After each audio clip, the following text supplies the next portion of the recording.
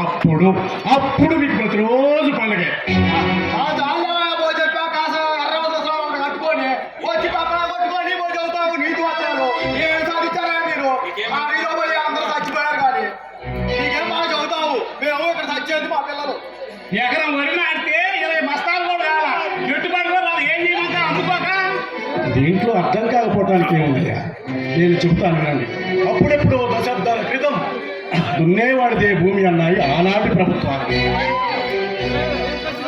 వ్యవసాయాన్ని రైతుల్ని ముందుకు తీసుకువెళ్లాలని పంచవార్షిక ప్రణాళికల్లో జై కిసాన్ జై జవాన్ అన్నారు. కానీ ఈనాటి ప్రభుత్వాలు సెజ్జుల పేరుతో పచ్చగా పండే ఈ పొలాల్లో సెజ్జులు పెడతామని వాటిలో బీర్ ఫ్యాక్టరీలు పెడతామంటున్నారు.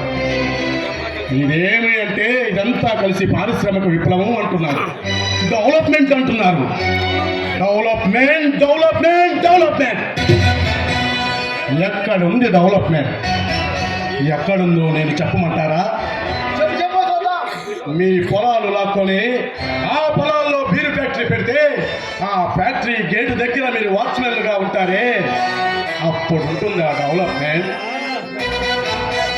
అదే బీరు ఫ్యాక్టరీలో తయారైన బీర్లు తాగి మీ పిల్లలు మద్యం మత్తులో నడి రోడ్డు మీద గిలగిలా కొట్టుకుంటుంటే అప్పుడు ఉంటుంది ఆ డెవలప్మెంట్. ఆ మత్తులో బైకులు వేసుకొని నడి రోడ్డు మీద పోతుంటే ఏ బస్సు గుద్దో లారీ గుద్దో నిలువున ప్రాణాలు పోతుంటే అప్పుడు ఉంటుంది ఆ డెవలప్మెంట్. పిచ్చి వాళ్ళారా, డెవలప్మెంట్ ఎక్కడుందో నేను చెప్పమంటారా? నేను చెప్పమంటారా? ఆ పెద్దవాళ్ళు ఉన్నారే, మీకు మీ పొలాలు ఇవ్వండి, ఎకరానికి 30 లక్షలు ఇస్తామంటున్నారు. చూడండి, వాళ్ళ బ్యాంకు బ్యాలెన్స్ పెంచుకోవడంలో ఉంది డెవలప్మెంట్, వాళ్ళ ఆస్తులు పెంచుకోవడంలో ఉంది డెవలప్మెంట్.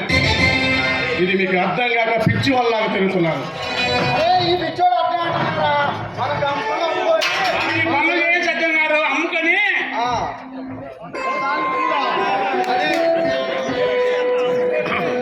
పిచ్చి. నేను పిచ్చివాడిని, నిజంగా నేను పిచ్చివాడినే, నాకు పిచ్చే. అప్పుడెప్పుడు భూమి గుండ్రంగా ఉంటుందన్నందుకు నికోలస్ కోపర్నికస్ అనే శాస్త్రవేత్తని ఆనాటి ప్రభుత్వాలు అతను చెప్పింది నిజమని నమ్మక అతని నడి రోడ్డు మీద కిరాతకంగా హింసించి రాళ్లతో కొట్టి కొట్టి మరీ చంపారు.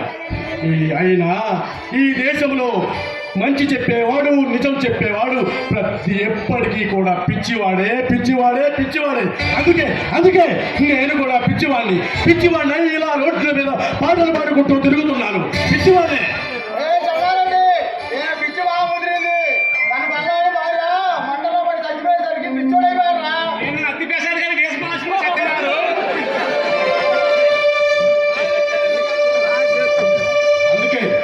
వాళ్ళ పాటలు పాడుకుంటే ఎవరైనా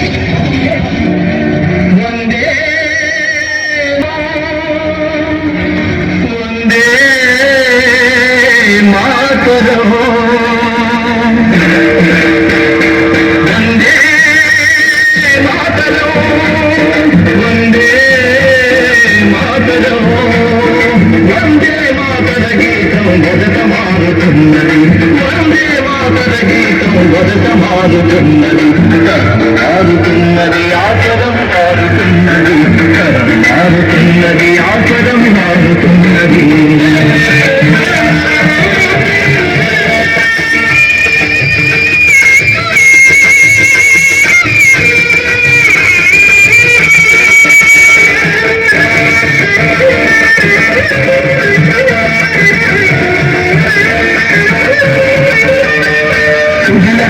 కీర్తనలు సుఫలాశయ వర్తనలు,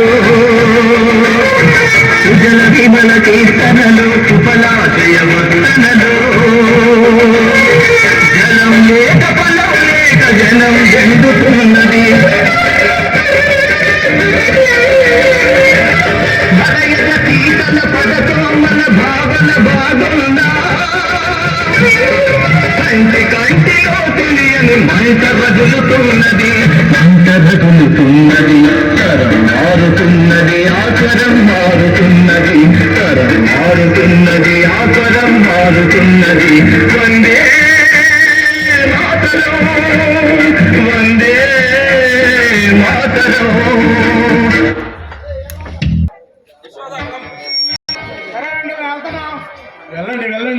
వారికి పొలాలు ఇచ్చి మీ బతుకులు నాశనం చేసుకోండి.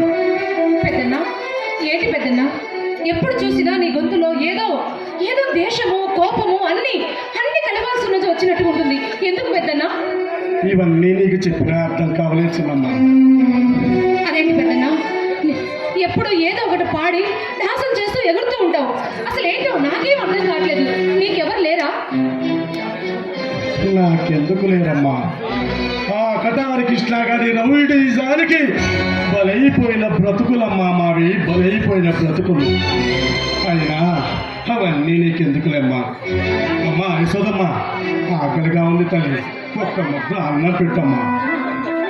నేను రోజంతా ఎక్కడెక్కడో తిరిగి చివరికి నీ ఇంటి దగ్గరకు వచ్చి ఎందుకు అన్నం అడుగుతానో తెలుసా? నిన్ను చూస్తే నా చెల్లెలు గుర్తొస్తుందమ్మా, నా చెల్లి గుర్తొస్తుంది. ఆ దుంబార్కుల చేతిలో అన్యాయంగా బలైపోయిన నా చెల్లి నేను నీలో చూసుకుంటున్నాను తల్లి, నీలో చూసుకుంటున్నాను. ఏ నాటికైనా నీ రుణం ఎలా తీర్చుకోవాలో నాకు అర్థం కావట్లేదు తల్లి, అర్థం కావట్లేదు.